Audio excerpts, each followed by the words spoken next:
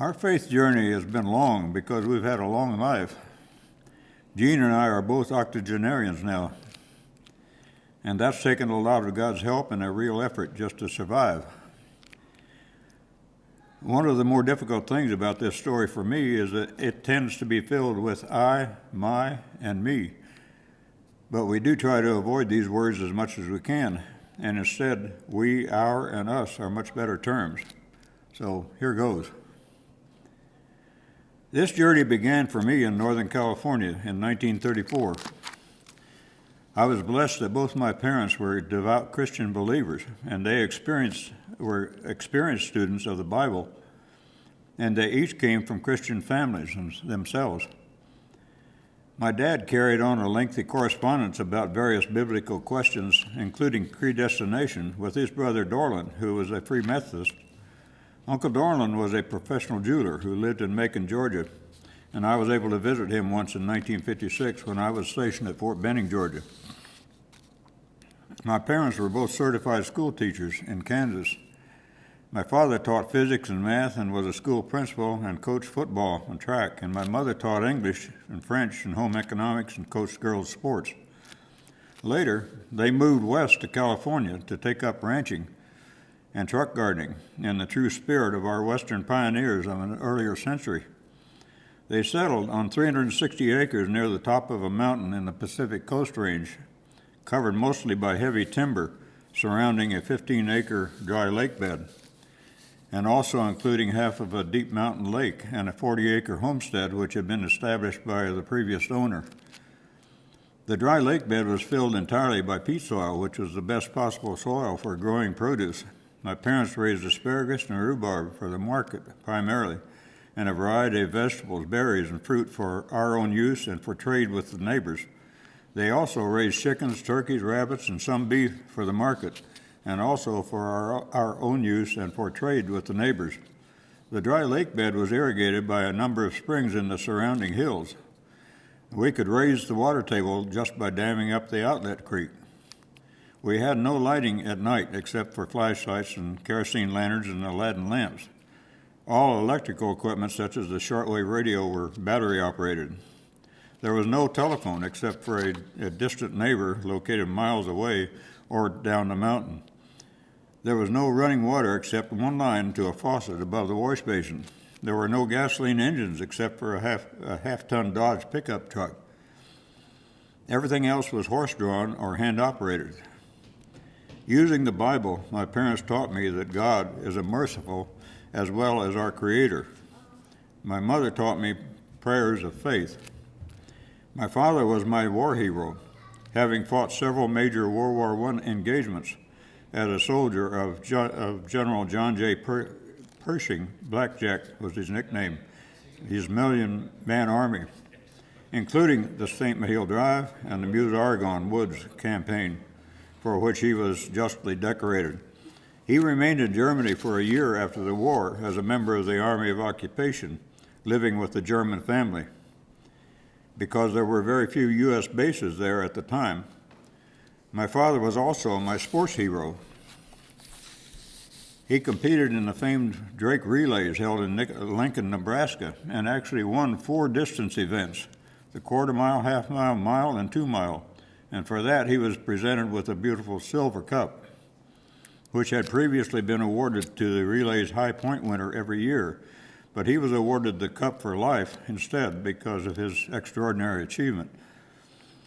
Unfortunately, the cup was lost down the river along with my own shooting trophies and valuable match rifle in a disastrous Eel River flood in 1964, following a rapid snow melt in the mountains above us. Our Sunday church service at Rainbow Moor was the old-fashioned revival hour with Charles E. Fuller, and later by his son, Daniel Fuller, from Long Beach, California. I memorized selected Bible verses to earn a New Testament from this old-fashioned revival hour. We also listened to a Dr. M.R. DeHaan Light and Life Hour and his son Richard DeHaan, a radio Bible class, both out of Grand Rapids, Michigan. Occasionally on Sunday, we drove 11 miles down the mountain to attend a small Protestant community church. and we enjoyed singing with the congregation there. This was at Bridgeville, our post office and nearest community store. I was homeschooled until halfway through the 6th grade. My father served as on the school board for the Buck Mountain School District, becoming familiar but disagreeing with many aspects of the California public school system, both their methods and their content at that time. The Buck Mountain School was 5 miles from Rainbow Moor, and snow reached us as much as 4 feet deep on the level in the winter. Work on a ranch is hard and never ends except for essential chores such as tending livestock and meals. And on Sundays, our mornings were reserved for religious services and afternoons for recreation and rest. But my Sunday afternoons found me fishing for rainbow trout in the rugged gorge of the South Fork of the Van Dusen River, or for bigmouth bass in a mountain lake, half of which was on our ranch. I nearly always fished until I caught my legal limit, which my mother always cooked, and we ate for breakfast the following Monday morning. Beginning in 1946, my mother and I were in South Texas 9 months of the year, and we were back on the ranch in Northern California the remaining 3 months. In Texas, we lived on Orange Grove Road, in a white stucco house next to the family's very large citrus orchard, until a severe freeze in the early 50s that killed most of the trees. Many farmers there could not afford to replant these citrus trees and wait 5 years or so for them to start bearing. So then most of the land was converted to growing vegetables and cotton. I began junior high school in La Feria, Texas. My mother taught school there for the next 32 years and coached girls softball for much of that time. All my public schooling, junior high and high school, was in La Feria. I had a strong interest and a reasonably good aptitude for science and math subjects. My high school science and math studies showed and proved to me that everything requires a creator. I spent a lot of time and effort in sports, football, track, cross country, and rifle shooting. I worked up to Eagle Scout with Bronze Palm in the Boy Scouts of America. Later, I should have reached for Scouting's God and Country Award, but unfortunately, I never got around to doing that. I made all-district second team in high school varsity football. I worked up to distinguished rifleman in Junior National Rifle Association. My confirmation in church at age 12 was at the La Feria Methodist Church in 1946. I enjoyed singing with the La Feria Methodist Church choir from time to time.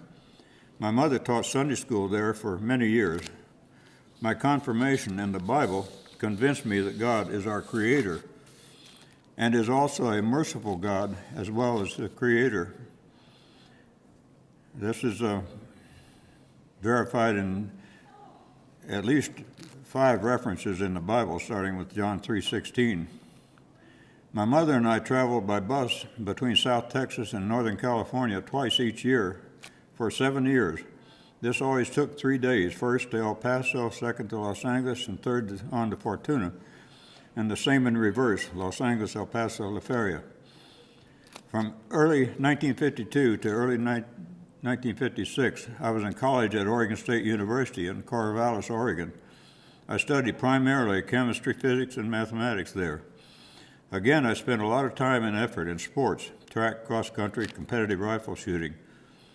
Still today, when family visits, we occasionally pull out the scouting, military, and competitive shooting awards and decorations for them to see. This got to be a chore, so last time we did this, we took digital pictures, which I keep on my smartphone for anyone else to see. Back at college, I attended the Methodist Church in Corvallis, and I always enjoyed singing with the congregation there. My second roommate there was a Japanese exchange student named Kosaku, also a chemistry major. Note that this was around 1952 through 1953, only about 8 or 9 years after Hiroshima and Nagasaki, and I was first or second year ROTC. At first, I learned to sleep with one eye open, but then we got along just fine. I belonged to the InterVarsity Christian Fellowship at college, and we held a weekly Bible study group in my dorm room. All faiths were invited, Christian and many others. Catholics generally, though, politely refused. One Christmas season, the college called for volunteers to present Handel's Messiah. We ended up with a large group of nearly 100 singers.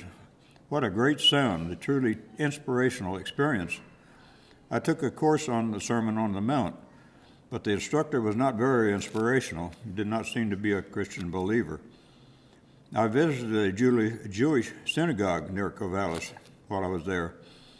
In 1956, I made a bicycle trip 50 miles one way on my English Raleigh 3-speed racing bike east of Corvallis across the Cascade Mountains to spend Thanksgiving with a great aunt who lived on a family farm with an apple orchard. I claimed to have 6 speeds on the bike, 3 sitting and 3 standing. I spent several days at the farm pressing apples to make sweet cider. They gave me a jug to take some juice back to school on the back of the bike. They didn't tell me the jug had been used to hold vinegar. When I got back to school, I had a jug full of hard cider as a result of the motion on the back of the bike. Then, during Christmas holidays in 1955, I made another bicycle trip on the Raleigh, 400 miles one way to Fortuna, California, which was at sea level, 30 miles down the mountain from our ranch. The trip took me 4 days each way, averaging 100 miles a day, and I took all of my food in a pack on the back of the bike. I was in reasonably good shape, having competed with the Oregon State cross-country team. My dad picked me up in Fortuna, so I didn't have to climb the mountain on the bike. Most of the trip was on U.S. Highway 101, the Pacific Coast Highway. At that time, bicycles were not usually seen on main roads and highways in this country. In each of these trips, I never saw another bicycle rider on any of the main highways. The Pacific Northwest is usually cold and wet at that time of year, and the logging trucks always left huge chunks of mud on the highway from their dual wheels. They were definitely a hazard to bike riders, especially when going very fast downhill. While I never felt very far from my Creator anywhere I happened to be, I did feel very close to my Creator during difficult and perilous times. Again, college chemistry studies proved to me that every substance is a chemical element or compound, gas, liquid, or solid, in one form or another. My college studies also convinced me that every chemical substance must have a creator. And again, the Bible taught me that God is a merciful God as well as our creator. From late 1956 through late 1957, I was at a military school at Fort Benning, Georgia, another military assignment at Fort Ord, California, and civilian employment at Aberdeen, Washington. Having no brothers or sisters, my father probably hoped I would return to Rainbow Moor after college someday and take over the ranch. However, neither of my parents ever pressured me about this. Perhaps selfishly, I had different ideas about what to do with the rest of my life, and eventually my parents grew too old to run the ranch by themselves, so they sold Rainbow Moor and bought farmland down closer to sea level in the Eel River Valley. They'd lost their barn and mobile home there in the disastrous Eel River flood of 1964. Some lost their lives there as well, including a neighbor's wife. My civilian employment was with Weyerhaeuser Timber Company, working as a shift chemist, performing dozens of chemical analyses and operating a large water purification plant necessary to produce bleached white paper stock, and cycling through a different one of these 3 shifts each week. I attended the Aberdeen Methodist Church in Aberdeen, Washington. I always enjoyed singing with the congregation there as well.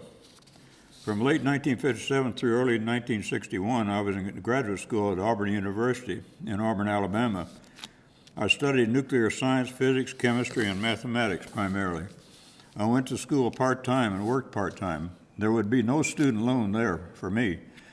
I had teaching assistantships in chemistry and physics and research assistantship in chemistry. Whenever money was running low, which was quite often, I applied for and attended a series of Army schools. One was a CBR, or Chemical Biological Radiological School at Fort McClellan near Anniston, Alabama. The Army Chemical Corps and the Chemical Corps schools are no more. My graduate research project was on the radioactive decay of indium-116, an unstable isotope of indium with a half-life of 54 minutes, which means that when we have a sample of the metal, we have to work rapidly to measure any of its properties. The Indian 116 was prepared in Auburn's subcritical reactor powered by radioactive isotopes of uranium. Projects of this kind now usually involve a committee of at least one major professor and several graduate students. I had a major professor, a senior physics PhD, who taught me how to use the reactor and all the other equipment required. Otherwise, I worked by myself. We discovered and documented a previously unknown decay path for Indium 116, which was by beta particles. This research could have satisfied requirements for a doctoral degree, but I used it for a master's degree. I presented my graduate thesis to a special nuclear science committee composed of representatives from Auburn's chemistry, physics, engineering, and mathematics departments, each of whom might have known more about the research subject than I did. But fortunately, they didn't, partly because nuclear science and this program were relatively new at that time, in 1960. I was scared witless, but it turned out okay in the end. My major professor also signed me up to present our research at a Southeastern conference of the American Physics Society. I looked out at a huge auditorium full of physics PhDs, each of whom might have known more about the subject than we did. But fortunately, they didn't, partly because it was actually original research. I was really scared then, but once again, it turned out okay. I attended the Auburn Methodist Church in 1957 to 61, and I always enjoyed singing with the Methodist Church choir there from time to time. My graduate school studies showed me that every substance is composed of atoms and subatomic particles of various types. My graduate school studies also showed me that every substance composed of atoms and subatomic particles must have a creator. And again, the Bible confirmed to me that God is a merciful God as well as our creator. The summer after my first year at Auburn, I worked on a friend's family dairy farm near Union City, Tennessee. I was involved in a terrible car accident. Both cars ended up slammed against a dirt bank at the northwest corner of the intersection. I had been ejected through the driver's side window, which was closed, and landed on the bank directly between the two cars. A few inches either way, I would have been crushed and probably would not have survived. I came to while walking on the road several hundred yards from where the crash occurred. I looked back north toward the crash site, wondering what had happened. I walked back there and was put on an ambulance and taken to the Union City Hospital. Amazingly, I had suffered only minor injuries. I believe this was actually a miracle. I made 80 military parachute jumps and been through a small war in Panama, but never experienced anything like that terrible car accident. Next morning, I asked the nurses what had happened to those in the other car, but I was told nothing. Finally, I asked a different nurse, when did the woman die? Assuming I already knew, she told me. A lady and their dog died in the crash, and the lady's husband is in a coma. The husband remained in this coma for nearly 6 weeks. His name was Lou Rather, a popular Union City radio announcer. I've often wondered if he was related to Dan Rather, who was with the CBS News for many years. I checked that out, by the way, and there was no relation. I was partly responsible for that crash. I attended the lady's funeral. That was one of the more difficult things I ever did, at least up to that point in my life. I was around 23 years old then. I had never driven that road before. I had been driving west at sundown, facing directly into the sun on a state line road between Tennessee and Kentucky. A professional photographer, friend of the family I was staying with, took pictures showing that a highway mileage sign almost completely obscured the stop sign approaching the intersection. Police said I laid down some 30 feet of rubber before the impact. I was initially charged with involuntary manslaughter, which was later reduced to reckless driving, the maximum amount that it could be reduced. While I never felt very far from my Creator anywhere I happened to be, I did feel very close to my Creator during difficult and perilous times. I was told that the Lord must have had more for me to do in life.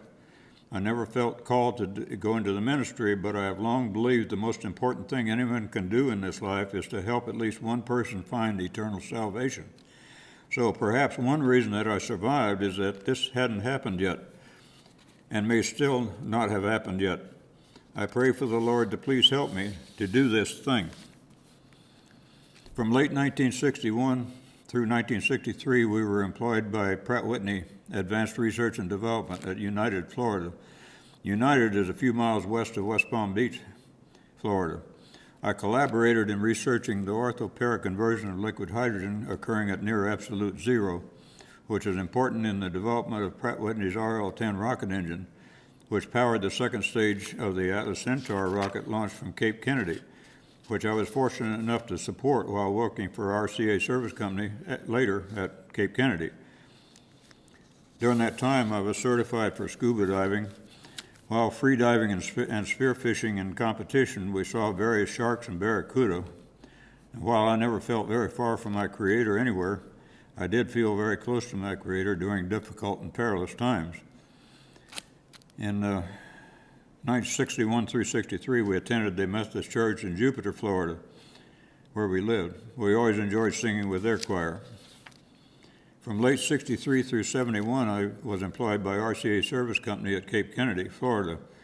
I attended the Fort Benning Chapel once in 1965 while I was at airborne school with a school classmate who died after a training accident. While working for RCA at Cape Kennedy, I traveled much of the Air Force Eastern Test Range to the Grand Bahamas, Eleuthera, Valkyria, Antigua, Grand Turk, Barbados, Trinidad, and as far southeast as Ascension Island in the South Atlantic off the coast of Africa. While I never felt very far from my Creator anywhere, again, I did feel very close to Him during perilous times.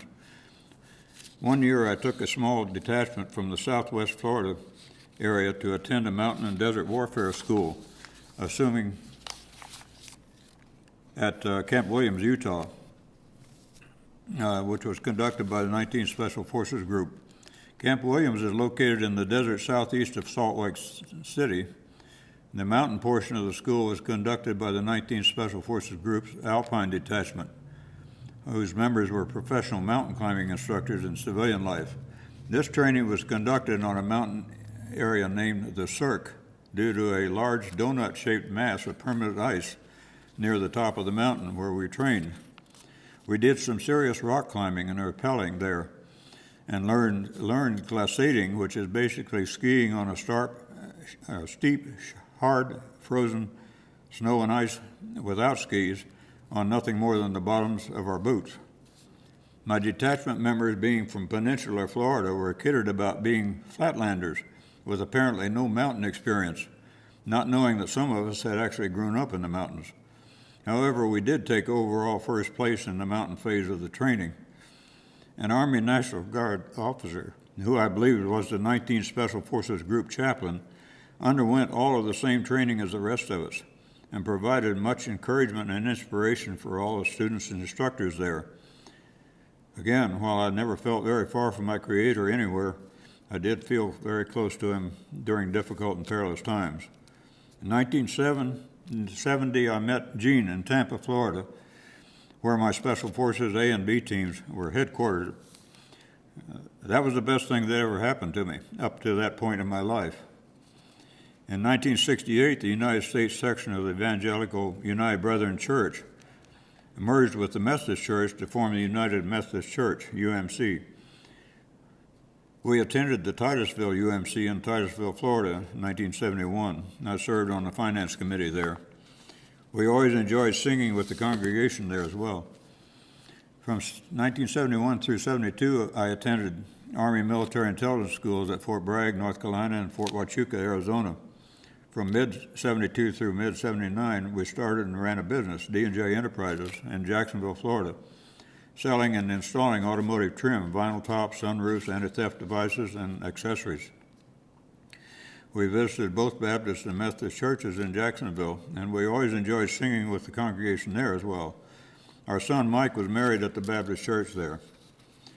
From mid-79 through mid-83, we moved and operated our business, D&J Enterprises, to La Feria, Texas. My father died in 1978, so we moved back to La Feria in 79 to take care of my mother. We continued doing our business in the Lower Grande Valley of Texas, again selling and installing automotive trim and accessories. We bought and operated a laundromat, and I sold health and limited life insurance. I served as a La Feria City Alderman, Police Commissioner, and City Administrator, and was elected to serve as mayor from 81 through 83. We also started and served as first responders, police reserve, and illegal drug prevention programs. From 79 through 83, we attended the La Feria UMC, my original home church. I served as church board chairman. I attended lay speaker training and was certified. Many small Methodist churches in South Texas had just one pastor and no assistant pastor or lay speakers. I covered or substituted for Methodist pastors in Santa Rosa, just north of La Feria, and in San Benito, between La Feria and Brownsville, so they could take their annual vacations. My faith journey should also include Freemasonry, which strongly encourages peaceful relationships among all monotheistic faiths, especially including the Abrahamic faiths of Christianity, Judaism, and Islam. I joined and participated in several Masonic orders organized under the Grand Lodge of Texas, including Blue Lodge, Scottish Rite, York Rite, and Shriners.